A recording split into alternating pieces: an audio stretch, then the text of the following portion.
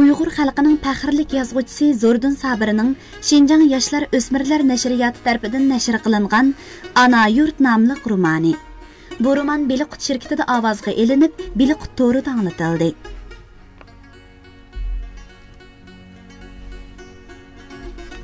Kargilardan gurkirab salqin shamol kiratdi. Qozonda paxlan go'sh pishmoqda. Çimen üstü qilingan taxtay sup üstiga qat-qat gilam ko'rpalar selingan. Dasturxon yaylaq yemekliklari va shahar mahsulotlari bilan to'lgan. G'o'janing kattabeyi Aplabay oppoq ko'nglak qora pinjak kiygan.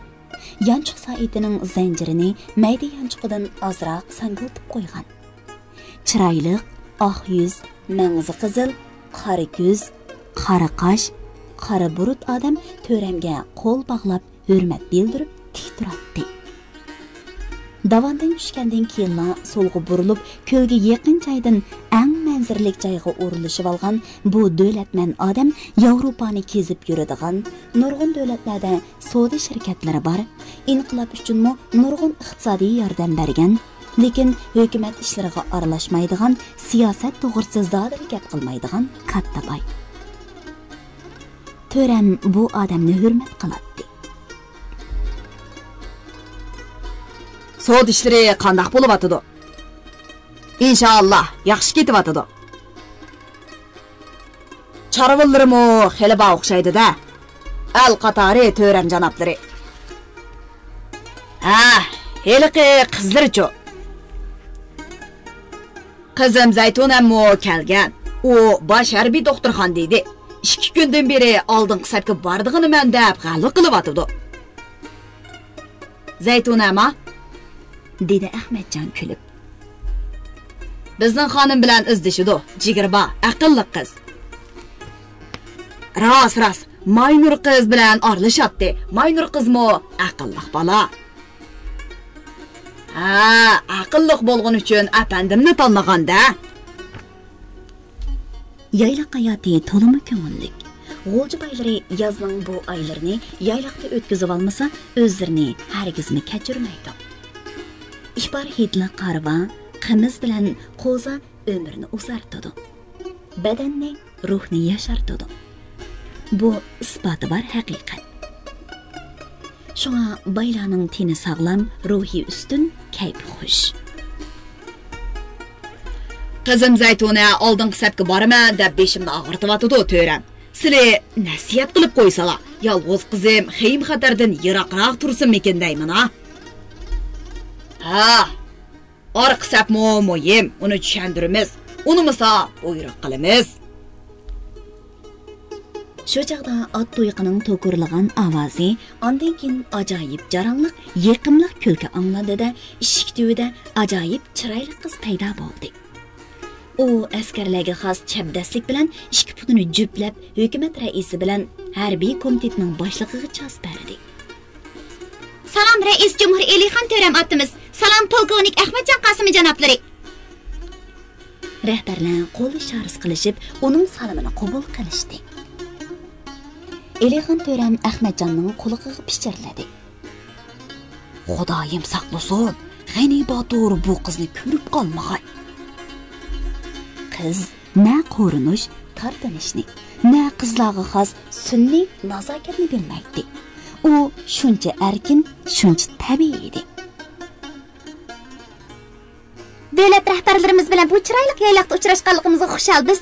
Dadam mening oldingi safga berishimga qarshi. To'ram ota, Ahmadjon aka, nasihat qilib qo'yinglar, men to'stim bo'lmasin. Yolg'iz qiz, dadingiz ansiraydi qizim. dedi to'ram qizga qarab qo'yib. Nasihatni sizga qilishga to'g'ri kelyapti-do. Dadingizning gapini anglang. Vatan uchun boshqalar jonlarini taqdim qilyapsizmi? Men uvamdan chiqmay, bunda hayotning nima ma'nosi bo'lsin? Yaraysiz singlim, dedi Ahmadjon ish-ichidan zo'xlanib. Hammali yashirimiz sizdek bo'lsa-edi, xalqimiz mangu zulm ko'rmaydi. Men sizga oprin aytaman, ammo dadangizning gapini anglashga maslahat beraman. Maslahatlarni qabul qila olmasam-chi? Qabul qilishga buyruq beraman. Qiz so'ltib jim bo'lib qoldi. uning ko'zlaridan yosh agidi. Qozoq, Mo'ng'ol boylari nanalardan kelishib salom berishdi. Qarong'i tushib edi, Aplabay maxsus devjuk bilan necha yuz vatliq lampushkalarni yoritib, ko'l bo'yini kunduzda qilyapti. Xoli qilganda Aplabay To'ramga Bolshevik tarbiyasi yoshlarni uyg'otadi ekan. Bu uyg'ini chekidan oshsa bizga azob keltirdi ekan. To'ram, qizim Nuri ismli bir yigitga qiziqib qopti. Namratning bola dedim. Yigit yaramliq ekan. Uni qoldirib qolay deb chiqtirishdim, lekin u unamadi. Uning boshliqlaridan Fatih Nilqiga hokim bo'lib tinjidi. G'ani Batur polkovnik unvoni, harbiy sotning boshlig'i mansibi bilan hozir G'oljida o'ynab yurdi. Barli shu Nuriyli oldingi sapda u shaharda qilishga zodili unamadi. Mana endi uni deb qizimmi Sheyxo jinglog borman deb g'alva qilyotdi. Shu Nuriymi buyruq bilan orqa sapga yetkab kirishga bo'ladimi? U To'ramga qaradi. To'ram xiyol bilan jim bo'lib qoldi. Bir ozdan keyin "Men Ahmadjon bilan maslahatlashib ko'ray" deb javob berdi. "To'ram janoblari", dedi boy bir oz jimjitlikdan keyin raisga qarab qo'yib. "Navoda boshqacha o'ylab qolmasinlari bir ishni demoqchi edim." "Xo'sh, qo'rin masala boy. Demakchi, sizlarga atab bir qo'ro joy qilib qo'yib edim. Uy xitini sizlarga demayla, uylariga avatib berganman. Men so'g'i salom inom deganlarga qarshi odam. Joyni joyiga shiltaman. Rahmat, sizlar Rasulullohning yo'lini tutgan, hammani g'azat uchun otib o'tgan bir ulug' zot. Xag'ini Baturni og'zog'iga tegmay maqtashmoqda. Qo'ro qo'y, uyur yilqa. Bağvaran oltin kumush, hatto qizirni taqdim qilishib, uni o'zlariga tortishmoqda. U bo'lsa qaramliqdan boshqani bilmaydigan talva. Xalqimiz nodon, oltinni yerga tashlab, chavarni durdunga o'rashga odatlangan. O'ylasam nechim pushidi. Misoli Qayyumbek elitni tayoq deydiganlardan. U dushmanga bir pay o'q atgani yo'q. Xo'jamning bolasi bo'lgani uchun hozir bir polikning komandiri. 7-8 yil dum qo'pib partizan bo'lgan. Ham bilimlik, ham aqlli, ham botir yigitimiz Nur Muhammad Ziyoudinov bo'lsa, undan tövan. Mana shu balani bir poliqqa komandir qiz toza loyiq edi. Bu xil adolatsizlik odamni qiynaydi ekan. G'ani Batur harbiy sotning boshlig'i, polkovnik, xalq qahramoni. Uni degan, qilg'ini qilgan. Yomoniga kelsa, u meni aytib aytaydi. Hekim Bag'oja, Basiboy, Osmon deganlarmi shu? Qalli dis pochoq deydiganlardan. Bu ishlar mening ra'yim bilan bitgan emas, boy. O'ruslarning buyruqsiz biz bir taqsini yetkiy olmaymiz. Shunga bo'lg'us kuyovlingizning ishini Ahmadjon apandi Polinov bilan so'zlashib hal qila oladi. Men chorasiz. Tushundim taqsiz. Qimizsizlar. Bu chaqdan sirtda Ahmadjon Zaytuna bilan go'zal ko'l bo'yining kecha manzarasini ko'rgach, Nuri to'g'risida paranglashmoqda edi. Bu romantik hikoya ekan singlim. Tartinmay gap qilganingizdan xushalman. Sizning as xiyolingiz shuningda. Uning hayot turishi sizning baxtingiz. 1 minutmi xiyolingizdan ketmaydi u yigit. Mana bu haqiqiy muhabbat. Urush va tinchlik. Tinchlik Anna Karenina romanlarida yozilgan muhabbat hikoyalariga o'xshab ketadi ekan. Dadingizga ichim og'riydi singlim. U sizning baxtingiz uchun hamma boyliqi, hatto o'z jinni berishga tayyor ekan. Nurini oldingi sapdan qaytarib kelishi mumkin emas. U yigit vatanni ozod qilib, xalqimni baxtga erishtirmagich yo'limda qaytmayman deb qasam bergan. U qaytmaydi. Shuning uchun men uning batalyonda santarki bo'lib, uning bilan birga bo'lsam deyman. Siz undaq desangiz, dadingiz, men shu batalyonda oshpazlik qilay deydigan emasmi? Yaxshi kutdi. Meni kutgin va men qaytaman. Kutgin faqat bo'lib intizor. Seriq yomg'ir zeriktirsimi? Meni kutgin yaqqandimi qar. Mana bu Sovet shoiri Semyonovning she'ri. Ruschisi ajoyib yaxshi. Men yaxshi tarjim qila olmadim. Qiz hayajon yoshlari lig'irlab turgan ko'zlari bilan Ahmadjonning ko'zlariga laq qilib qaradi va uning jaynikidan qo'ltiqlab oldi. Ular chimanlik ustida yeni qadam tashlab, davolg'ub qirg'oqlarga urilib, oppoq bujg'un chashirtib turgan ko'l bo'yi qarab mandi. Ularning kenidan 4 nafar qurolliq askari muhofizat qilib kelyotdi. Aydın kecha to'lmi go'zal. Tabiat go'yo muni inson go'zalligining namoyandasi bo'lgan qiz bilan baslashgandek. Qarag'aylarning ko'langusi, yeshil dunyoning chechak g'unchillari, suzuk ko'lning kuylari va ko'k osmon, charaq yulduzlarning sirliq sehri kuchini biroqla odamlarga ko'rsatmoqda edi. Bog' go'zalligi yayliqnikidan qilishmaydi. Bo'libmi tog' bag'ridagi mevalari, dangliq chuluqay bog'lari kishini mast qila oladi. Qushlar tog' shamoli bilan maslahatlashib sayrishadi.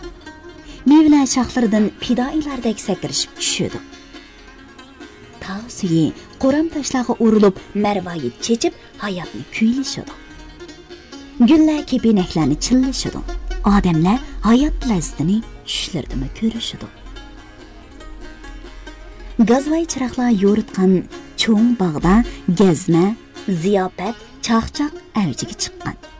Hekimba xo'jam, mutaoli xalpitim, g'ani botirlar kigiz, gilam, ko'rpalar ustida mamuq yostiqlarni jaynaktab, rohatlanib o'tirishib naqsh tingishmoqda. Dangliq ili naqshchilardan Zikri Alpatta, Abduvali Jarolla, Jani Bo'g'az, G'opur Dinxo'lu, Tursun Xo'rxo'r degan odamlar bas-bas bilan hunar ko'rsatmoqda. Do'ttari tamburi, skripka yuraklarni titratadi. Naqshlar yuraklarni ezadi. Inson ruhining nozik sirlarini til tushuntirib bera olmagani bilan muzika bilan naqsh tushuntirib bera oladi ekan. Seg'inish, echinish, ko'yish, pushaymon, taqazzolik degandeklar hammaning beshiga kelgan. Lekin ularni naqshi bilan so'z texmi sirliq ifodalagan.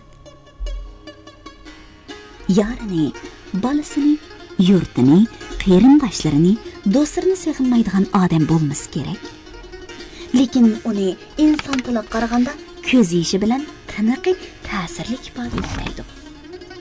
U oxiri chidolmay buqildab yig'layapti.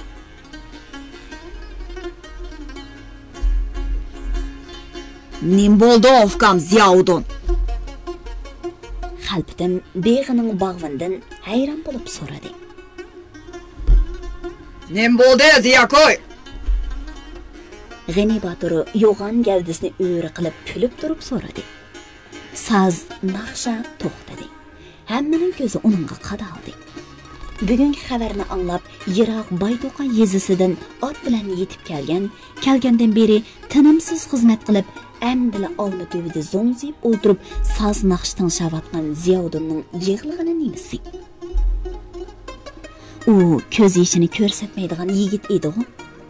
Turmada qochoqliqda kichik o'g'lini zolim hukumat bekordili aytib-aytganda, Dara ismli o'g'li ochal so'qishida qurbon bo'lganda, Dara ismli o'g'lini suydonlik harakatlar karvon beshi g'o'ja g'o'shirga o'z qo'li bilan topshirib oldingi safga uzatganda, cho'ng o'g'li Nuri oxirgi qatim ko'kchilikdagi uyda quchoqlashib xo'shlashgandimi, u bunchalik yig'lamagan edi-ku. O'g'illari yodiga yetib ko'ngli buzildi. Ikkisi qurbon bo'ldi. Hozir ikkisi frontda emasmi? Shuningga yig'lamdi ekan. Dedi G'ani Botur qaqoqlab kulib. Sharli xotiningni yamaltib qo'ydingmi ya? Yo'q. Dedi uning endi o'tirgan to'limi egiz, cho'qur dehqon yerga qarab. O Saparaxunga yig'ladi. Kim o Saparaxun degan? Qashqarlik o'xshamamdi. Ha, dedi mutaoli xalpitim yerga qarab. Qashqardan butun oilasini maxusan qarib etib, can saqlash intiqom elish uchun bu yerga chiqqan yetimchi edi. Mushu bog'ni Ziyoddin bilan Safaroxun bellishlab bino qilgan edi. Safaroxunning bir armani yodiga yetgan bo'lsa, o'pkisi o'rilib, o'zini tutib ololmagan bo'lishi ehtimol.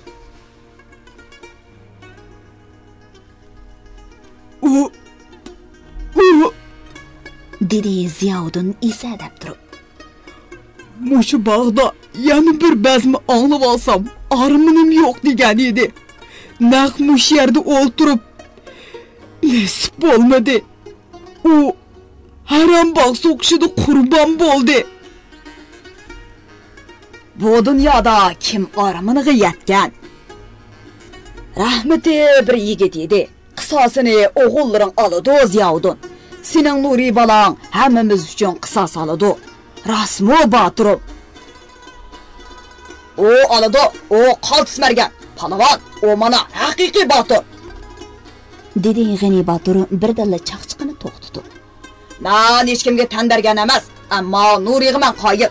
U harbiy mashqda butun armiyada birinchi. Heliqi o'rus pilotda tanarkiga o'zining ismini yoza oladi ekan. Bizning nuri dushman turgan tog'ning qoptonlariga Dektor pilot bilan onangni miq deb yezib qo'ygan. Yana kulki boshlandi. Xo'rxo'r bilan Danxolining chaqchiqi boshlanib ketdi. Ili azmatlari ko'z yeshinimi, yelkisidagi tog'dek g'am qayg'usini chaqchaq kulki bilan ifodalashga odatlangan. Yana chaqchaq, yana soz, naqsha. Cho'loqay qo'lidan chiqqan tog' suyining shovqinini to'xtagan. Mahalla itlari to'la havishib charchagan. Mahallaning chiroqlari tamom o'chgan. Tog' shamolimi bog'lar ara shivirlashni to'xtatgan. Mahallaning xo'rozlari yangi bir kunning xabarini yetkazish uchun bas-bas bilan chillashmoqda. G'ojam bilan xalpitim charchagan. Ular shu yerdalar ko'z yumib olishmoq bo'lishib, uylarga kirishni rad qilishdi. Tog' shamoli ularni paplab, hayot lazzatining shirin uyqusiga chillamoqda edi. Lazzat bir xil behushlikning belgisi. U aql va jasoratni rad qilguvchi ofat. Uningga mastona bo'lg'uchilar, yaratquchilar qatoridan o'zini qochirg'uchilar. Bir inson lazzat bilan mast bo'layotgan shu paytda yana bir inson qalbida nafrat yolqini o'rlagan bo'ladi. Bu haqiqatni bola vaqtida bilib olgan Abdumutoli xalpitim tushidan cho'chib uyg'onib, soqolini siypab o'z-o'ziga pichirladi. Safaroxun uchun Ziyoddin yosh to'kdi-yu, men beg'am. Poh, ko'rgan tushimni qara.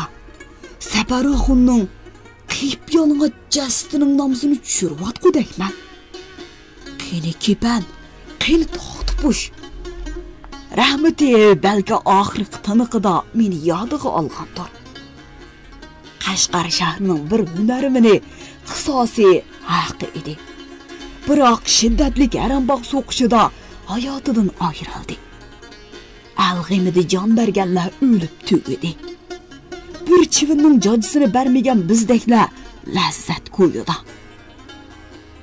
G'ani Boturning xotin desa, insofni cho'rib etadiganmiz-a. Yana bir yuzbegi kuyovul qilib olgan o'xshaydi. Xo'jam, uningga nasab qilaydi. Uning gapi oxiri G'ojamga anglandi. G'ojam chala uyquda. Azon etdi, damsiz-a, lavay. Bomdod vaqti bo'lib qoldi, dedi. G'ani Boturga qaysi bir yuzbegining yuzbegi o'z qizini sunibdak. Qiz 15 dan 16 ga amdilmangan, og'zidan onusti temib turgan bola ekan.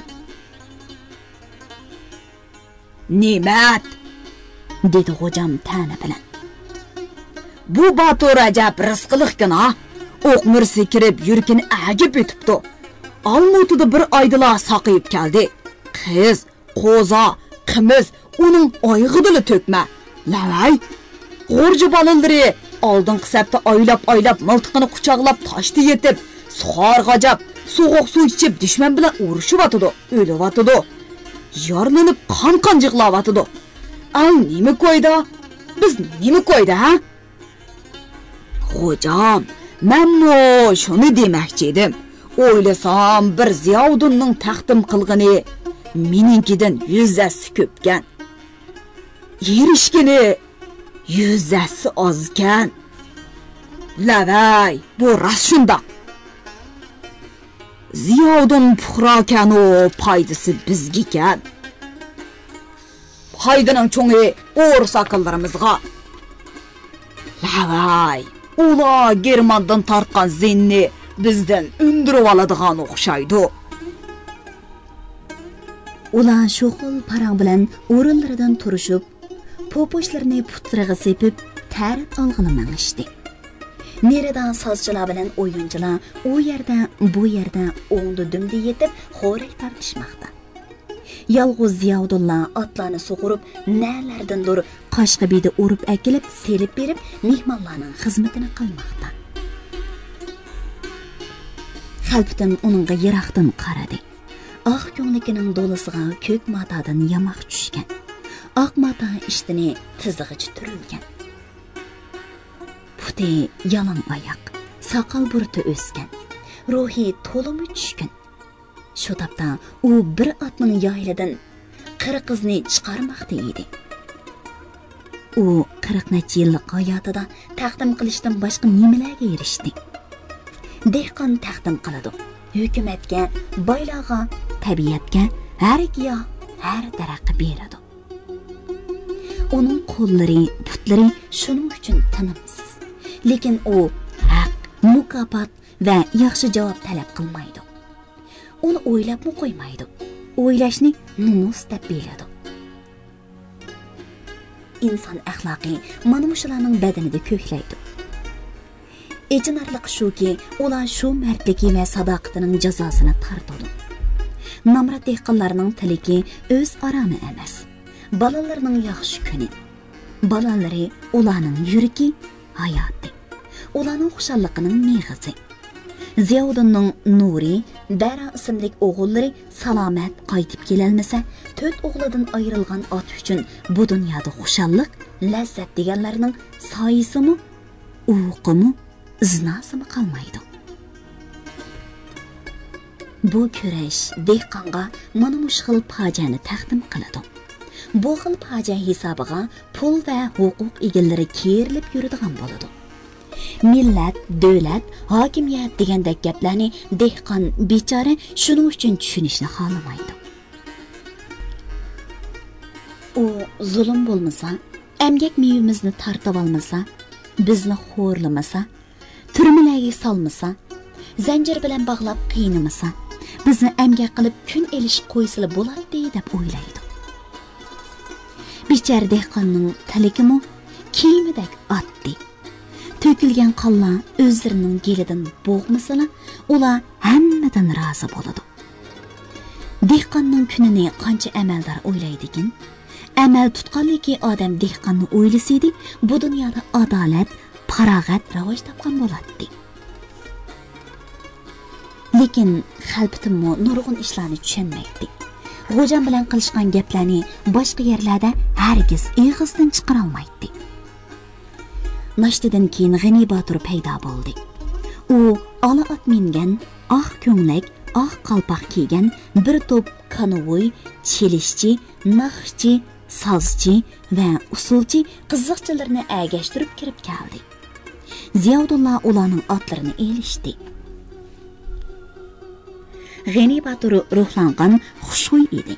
Bu hol xalpitimga yot va hatto yirginishlik tuyuldi. Ha, lavay, dedi xo'jam ta'na qilib. Tovus qizil chiqqan o'xshamamdi. Ko'pchilik qiyoqas silib kulishdi. Atiyinli xushxuy quyosh shaharlik mehmonlarga kulib, daraxtlar orasidan asta bosh ko'tardi. Yupurmoqlar shildirilishib, quyosh nurida yaltiradi. Qizargan olmalar quyuq shoxlar orasidan nomuschan qizlardek sangoyan qarashdi. Chuluqay sahri to'limiz salqin, puraqliq. Bundaq havo shaharda yo'q. Tağ gülleri ve neçə yüz yıllık qarğaylarının yıldızlarını söyüp kelgen şox tağ suları goya ki şerbet. Adamның içsə içkisi keledi. Xam qaymaq, hasal şerbetlik meyveler iştaha açmışça. Adamның yesi yegisi, külsə külgisi keledi. Qalbimning tini hech qachon bugünkidek rahatlanmagan. Bizga təvən nimetni ilahim zalim hükümranlarga tartqızmasan. Aziz tuprağımızga zalim hükümranlarning oyig'i tegmagay. Avlodimiz ana tuprağımızning lazzatini ko'rgay. İlahim yigitlarimizning oqqan qonlari xayrlik bo'lg'ay. U duoda chin yurgidan egisiga iltijo qildi. Texecha jing bilan shexoni ololmaydi bu o'liklar. Dedi G'ani Batur qaymoqliq choyni so'mirib qo'yib. 5 oy bo'ldi, jingni qo'rshab yotqili. Shexoning bir tal xishkis kufrig'i yo'q. Bundaq mangsoq, eriqi shing yog'a borguncha choshlar oqirib bo'ladigan o'xshaydi. O'zing bormasang ish o'ngshalmaydi. G'anika, seni ko'rmasa dushmanning yuragi mujilmaydi zodi. 1943-yili Ko'kto'qayda Osman, Ulug'chatda Ihsoqbek, Jiminayda Molla Islom, Nilqida Fatih biraqla Shingsayga o'qatgan. Birli Osman Baturdan boshqa qolgan uchun mag'lub bo'ldi. Bir yildan keyin G'anikan Fatih qo'shilib edi. Biz mana g'alba qilib mustaqil hukumat qurib oldik. Qaranglar, 4 millat: Ihsoqbek Qirg'iz, Osman Qozoq, Fatih Tatar, Molla Islom Uyg'ur. 4 millatning ichida Qozoq Osmonli mag'lub bo'lmadi. G'anikam haqiqiy xalq qahramoni. U qitilib edi. Mana bu yerda Gomindan yo'qoldi. Sharq Turkiston Jumhuriyati qurildi. G'anikam bo'lmasa g'alba bo'lmaydi. G'anikam Xudoyim bizga avatgan Xudoning shiri Hazrat Ali. Shixoga G'anikam bormasa raskab, islom bayroq qadalmaydi. Mush xalq qahramoni G'anikam o'zi bir bayroq. U borgan yerda nusrat bozadi. Ha, Yezidning odami senda gapdan bo'ladi ekanda. Nadan keladi ekan shuncha gap? Hayron qoldim. Sen o'xshash gap xaltolar borkan emasmi? Etang nimada? Taxallusum qaysiri. Nemandoq uzunsi bu? Atqi bo'ja bo'lg'idaklar. Ko'pchilik yana chaqchaqlarni boshlamoqda.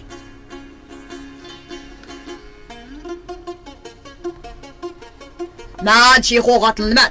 Harbiy sotning boshlig'i zolim go'mindonchilarni sotmay, Qur'onni sotlamda. Duttar tambur, naqsh paxsha, xotin poton degan bir tiyib, go'mindonni yer chishiltish hammadan muhim. O'g'il, yashab ketg'ini. Barakalloh Baturimiz. Xudo nusrat ato qilsin. Apirin rahmatlarga qiyirlarning ko'z yeshi, yoshlarning qiqas cho'qallari qo'shildi.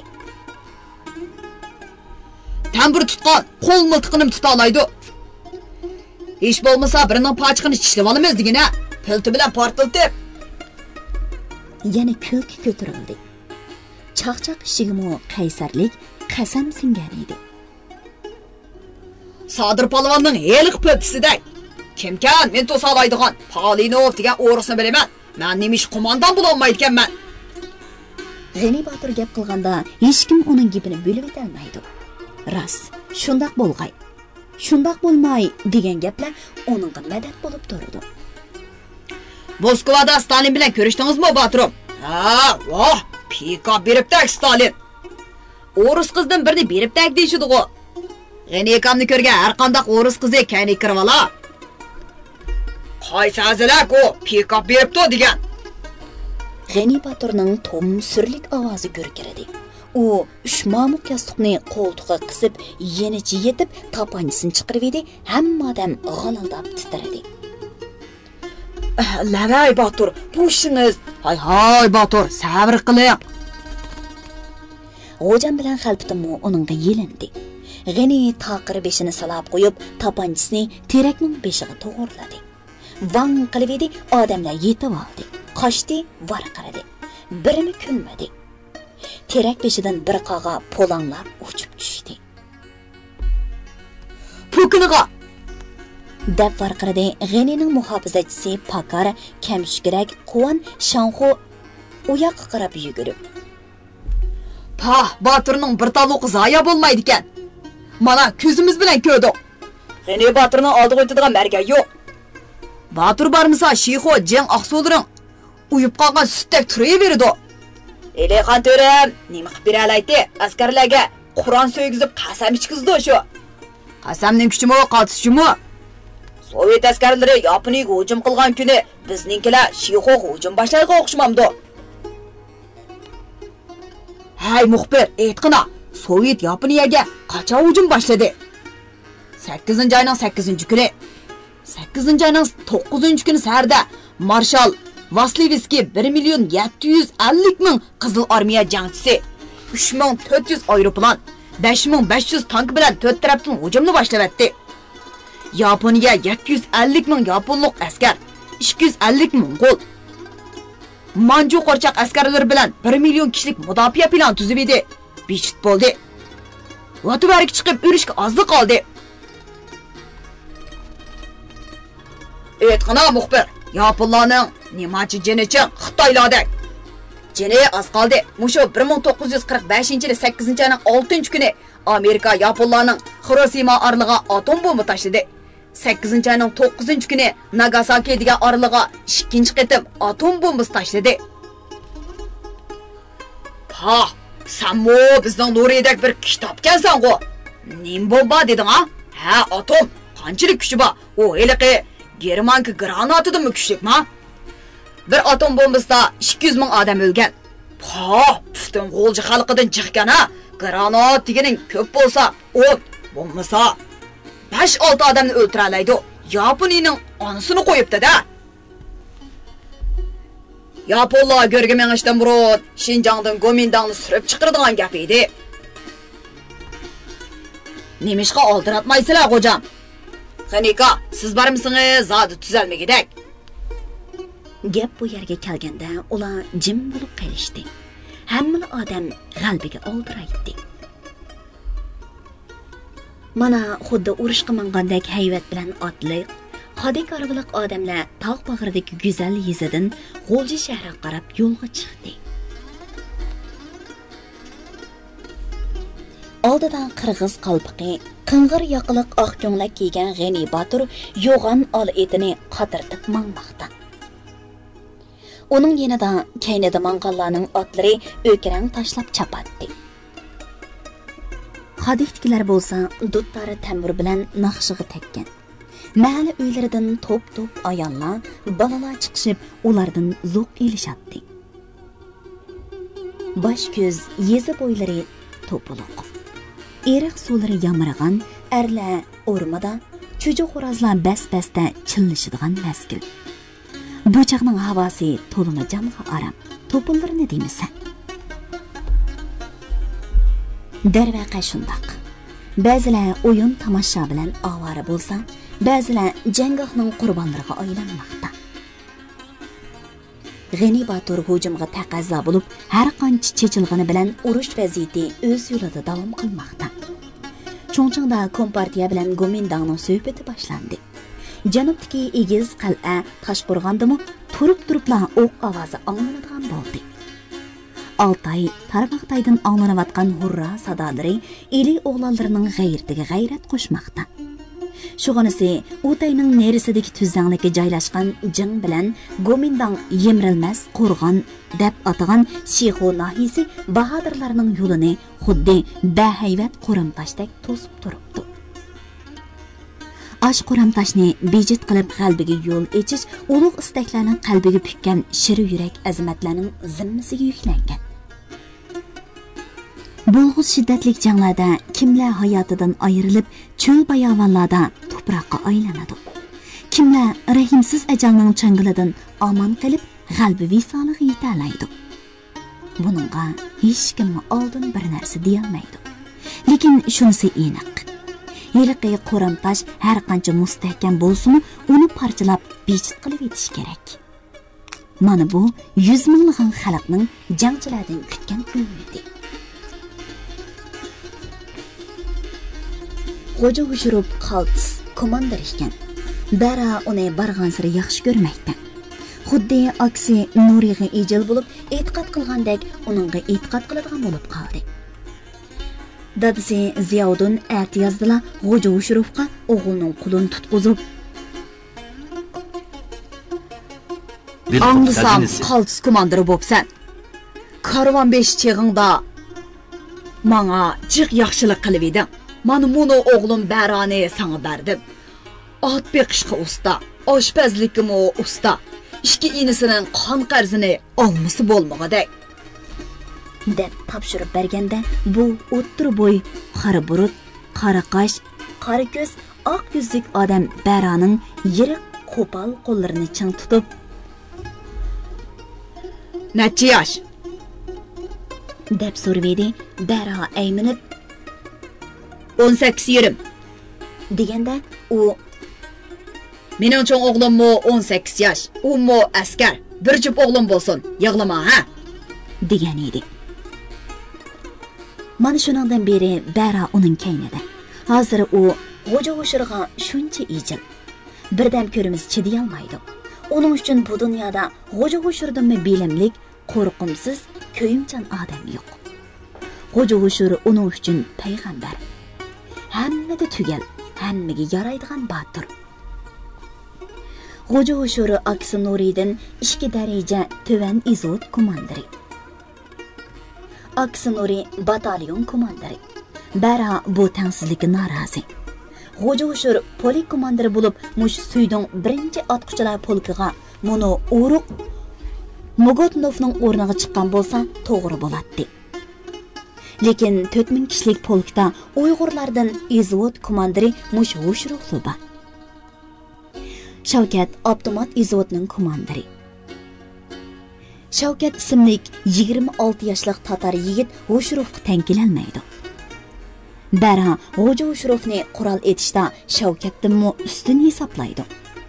U tatar turib ruschani Xo'ja O'shirovdek so'zlay olmaydi. Tankatar miltiqni hech kim Xo'ja O'shirovdek tochkasiga tekkizolmaydi. Hech kim uning bilan teng kelolmaydi. Nuri aksimi teng kelolmas deydi. U mush O'shirov izvotidagi jangchilarning kichiklarining biri. Yana biri O'shirovning o'g'li Mahmud. Mahmud Baradan pakar, lekin u sepilga chiqishda Baradan tez. Bir tal pichoq bilan har sepil tomlariga pallanpay yasab, yamishib chiqib ketaveradi. Ammo etishda Baraga yetmaydi. Bara tankatardan Germanka miltiqigacha hammani to'shkiga tekkizalaydi. Buzib qurashtirib olaydi. Granatni Mahmuddan yiroqqa talaydi. Mahmud dadasidek o'ttir bo'y, opsidek oqseriq bola. Baraju hamma odam uni opsiga o'xshaydi deyishadi. Baraning opsi chiroyli edi. Barani chiroyli bo'lsa kerak. Bir qatam suzuk suvda o'zini ko'rdi.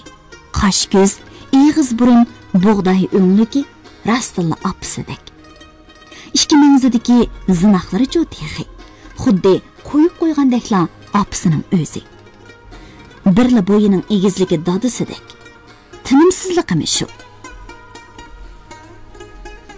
Mana Xo'ja O'shirov polik komandiri Mogotnov bilan xeyri uzoq so'zlashib, oldirab boqqa kirdi.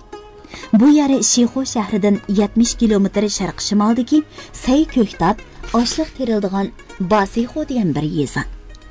Hamma yerni 100 metr yerdan tuxum ko'ringidek tüp-tüz qilib yetibdi. Ularning oldida Chaypayzi degan yer bor. U yerdan janubdan eqib kelgan Chaypayzi daryosi o'tadi. Dushman shu yerni birinchi mudofaa liniyasi qilib, daryoning shimoliy cho'nqurligi 2 metr, kengligi 4 metr xandak ko'lab, suv bilan to'ldirib qo'yibdi. U yerda dushmanning oshkora, yoshirin okop, dot, dizotlari ko'p. Necha oydan beri Gomindan askarlari tayyorlik qilib, bugungi kunni kutishgan. Baralamo 5-oy cho'l edirda taqqa chiqish, qurol etish, o'milash, yoshirinish, taqqa yomishish o'xshash mashqlarni kuniga 8-10 soatdan qilish jarayonida Xo'ja O'shirov bu yerning ujur-bujurlarini qayta-qaytalab so'zlab bergan. Keyin ular piyoda kuniga 40 kilometrdan yo'l menib, quduq terak yo'li bilan bo'ri talog'i mang'ucha har bir yerni tushundirib mangan edi.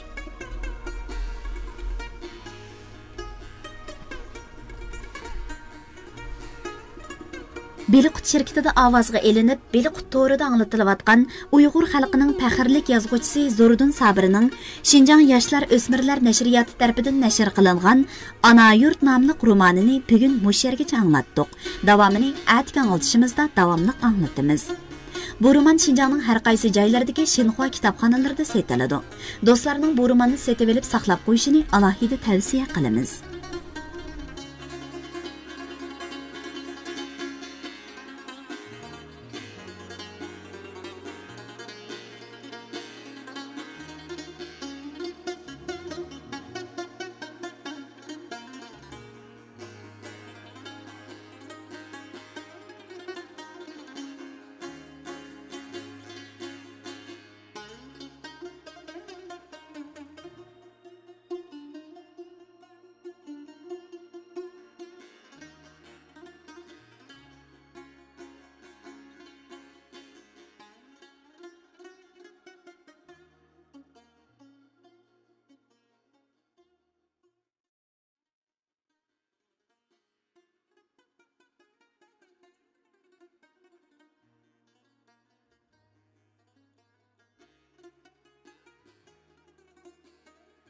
Beliqut xazinasi Uyg'ur xalqining urf-odat, mashhur shaxs tibobat, maqol tamsil, cho'chak, rivoyat qatorliq Uyg'ur madaniyat xazinasidagi bebaho go'rlar. Karton ilpa, qonun nizom, ishorat tili, tan tarbiya, fizika, ximiya qatorliq 600 dan ortiq kasbiy sohadagi Uyg'urcha, xanzucha, ingliz 3 xil til, 6 milliondan ortiq so'z, ovoz ham surat bir gavdalashtirilgan kompyuter yumshoq detali. Bilmaganni Beliqutdan bil. Beliqut xazinasi